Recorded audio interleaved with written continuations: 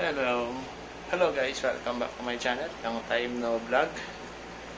Kaya ang gagawin ko ngayon, papakita ko lang sa inyo yung aking kakaibang money tree. Okay, money tree siya guys ha.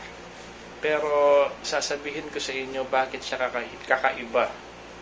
Hindi ko nga alam kung money tree ba talaga siya o ibang variety ng money tree. Kasi madami siyang yung mga tawag dito. Basta mamaya, sasabihin ko sa inyo. Pakita ko muna yung money tree ko. Okay. At sasabihin ko yung pagkakaiba niya sa ibang money tree. Okay. So, ayan. Ayan guys, ito yung money tree ko. Ayan. Ayan, di ba? Kung mapapansin nyo, napalaki ko na siya. Ayan. Dati ang liit-liit lang yan. Mga ganito lang siya nung binili ko. Ganyan. So, hindi ko lang alam kung ilang taon na to. 2 years yata or ganyan. Ganyan lang. Okay. So, itong money tree na to guys, tignan mo yung dahon niya. Oh, bilangin natin ha. 1, 2, 3, 4, 5, 6, 7, 8, 9, 10, 11. So, 11 yung 11 yung mga patulis na dahon. 11 ang bilang ko. Okay. Ayan. So, kayo guys, ano sa tingin nyo? Money tree ba to? O hindi? Kasi yung nakabili ako dito ng ng money tree na albino. Ayan o.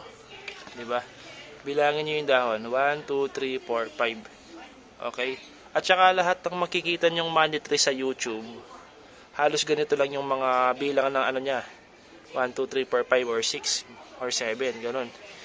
Pero ito, ang dami-dami. Okay. Yung money tree pala guys na yon is nabili ko lang ng 50 pesos dati. Nakapaso siyang maliit na gano'n. Tapos tinanim ko dun sa malaking parang drum ng basurahan, yung black. Yun.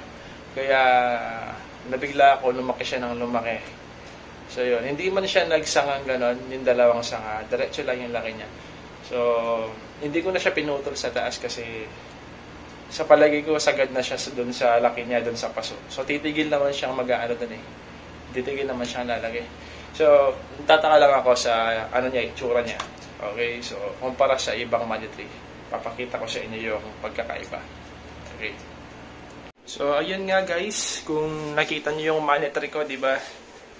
Ang dami ng niya, yung patulis na dahon. 11 yun. So, yung mga nakikita kong money tree sa YouTube, kukunti lang yung ganito nila, patulis. So, kung nalalaman nyo kung anong variety yun, o paki-comment na lang sa comment section. Ano kaya yun? Money tree ba yun? Or kamoteng kahoy? So, ayun, tingnan natin kung alam nyo yung variety ng money tree na yun. Kasi, lahat ng napapanood kong money tree sa YouTube, hindi siya ganon. Parang mas maganda yon kasi madami nga yung niya, tsaka malinis tignan. Okay, malinis siyang tignan. Yeah, ano pa ba?